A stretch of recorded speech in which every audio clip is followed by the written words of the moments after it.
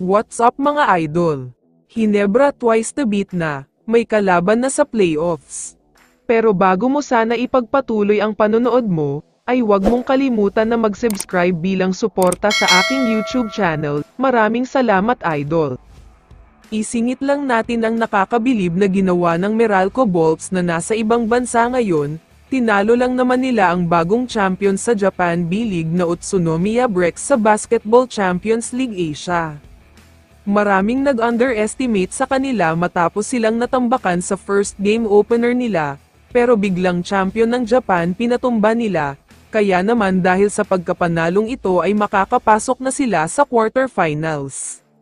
Samantala, talakayin na natin ngayon ang balita tungkol sa laban ng dalawang rival team, Barangay Hinebra at TNT Tropang Giga.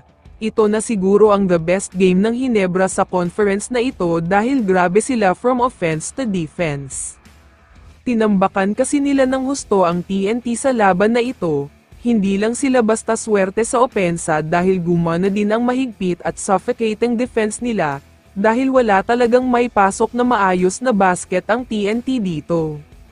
Para sa mga hindi nakakaalam, ang score ng TNT sa halftime ay 27 lang. Tama ang narinig nyo dahil 27 points lang ang ginawa nila sa dalawang quarter, kaya hindi na nakakapagtaka kung bakit natalo sila.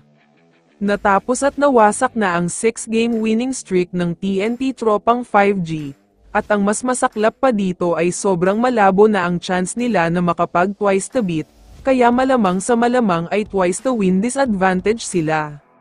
Pero ang Hinebra naman, meron na silang 7-3 win-loss record at 95% ang chance nila na makakapasok sa top 4, kaya naman habang lumalapit ang playoffs ay mas gumaganda ang lahat para sa kanila.